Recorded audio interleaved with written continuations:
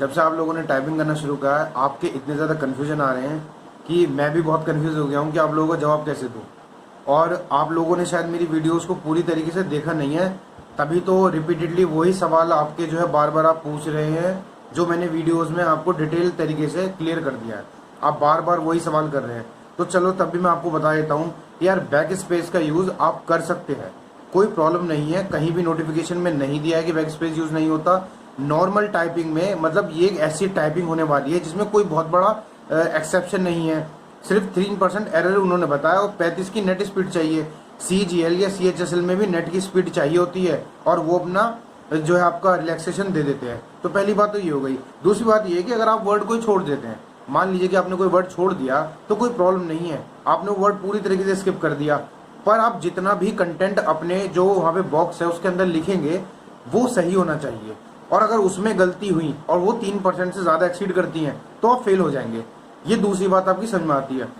तीसरी चीज़, जो लोग ये जो लैपटॉप पर टाइपिंग कर रहे हैं और ऑनलाइन टाइपिंग कर रहे हैं, मतलब ऑनलाइन वेबसाइट पर टाइपिंग कर रहे हैं, आप अपने साथ धोखा कर रहे हैं, क्योंकि वहाँ पर ऑनलाइन जैसा इंटरफेस नहीं आएगा, कोई हाईलाइट्स नहीं होंगे वर्ड, फॉन्ट बहुत छोटा आएगा, टिपिकल टाइपिंग होगी और आप लोगों के साथ धोखा हो जाएगा है। और मतलब आप लोग खुद कंफ्यूज रहेंगे कि हम क्या करें। वहाँ पर इंटरफेस बहुत स्मूथिंग होता है और जो है मतलब सॉफ्टवेयर पे बिल्कुल जो है आपका एग्जाम वाला माहौल मिलता है। ये चीज़ हो गई।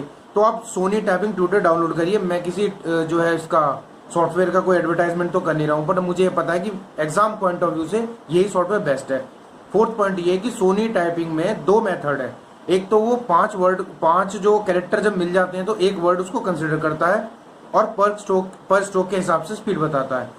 सेकंड मेथड है कि वो एक पूरा वर्ड को एक मतलब पूरे जितना भी एक पूरा वर्ड होता है कि चाहे उसमें और हो, एंड हो, या कॉन्स्टिट्यूशनल हो या लीगल हो, उन सबको एक ही वर्ड काउंट करता है। तो आप ना सेकंड वाले को थोड़ा ज्यादा फोकस करिए कि 350 वर्ड लिखने हैं, चाहे उसमें और आ जाए या कॉन्स्टिट्यूशनल आ जाए, उस तरीके से आप सेकंड वाले मेथड को लेके चलिए। ये मेरी राय है। और देखिए, जब हमें डिटेल में कोई नोटिफिकेशन नहीं पता तो मुझे ऐसा लगता है कि हम थोड़ा सा रेफरेंस इसके पिछले वाले एग्जाम से ले सकते हैं। इसी तरीके से करते हैं। पैटर्न तो मैं नहीं कहूंगा कि कोई चेंज हो रहा है। और बाकी और भी कोई सवाल हो तो पूछ लीजिएगा। वर्ड हाईलाइट नहीं होंगे, बैक स्पेस यूज हो सकता है पूरी तरीके से। हाँ, स्क्रोल के बारे में भी लोग पूछ रहे हैं, तो स्क्रोल जो होगा साइड में वो आपको खुद करना पड़ेगा, ऑटोमेटिक कुछ नहीं है। हाँ, ऑटोमेटिक टाइम तो आपका चल रहा होगा। और एक बात और बता दूं, 900 वर्ड आपको दिए जाएंगे जैसा उन्होंने अपने RTI में बोला है।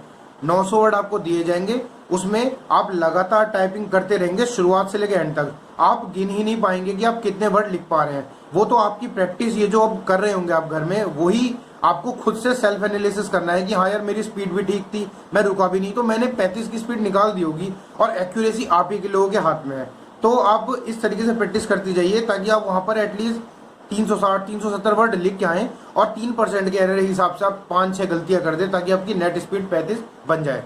ठीक है, तो आई होप कि आपको सारी चीज डिटेल में समझ में ही आ गई होगी। और अभी भी कोई कंफ्यूजन हो तो आप बता दीजिएगा, मैं आपके फिर से कंफ्यूजन दूर कर दूंगा।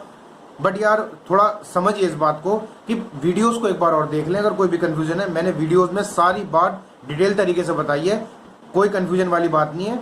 आई होप कि आप सब लोगों को सब चीज़ समझ में आ गई होगी। अब आप CBT पे भी ध्यान दीजिए। और अगर CBT से रिलेटेड कोई क्वेश्चन है तो मैं जल्दी ही एक वीडियो लेके आ रहा हूँ जिसमें आपको जल्दी 8-9 दिन के लिए जल्दी बता दूंगा कि आप किस किस चीज़ पे ज़्यादा फोकस कर सकते हैं। टाइपिंग का थोड़ा सा मेन है इसमें खेल, क्योंकि टाइपिंग में बच्चे आउट हो जाएंगे और कंपटीशन भी अच्छा खासा होगा। 210 पोस्ट है, इसलिए लगे रहिए। Thank you guys, subscribe my channel. Bye, take care.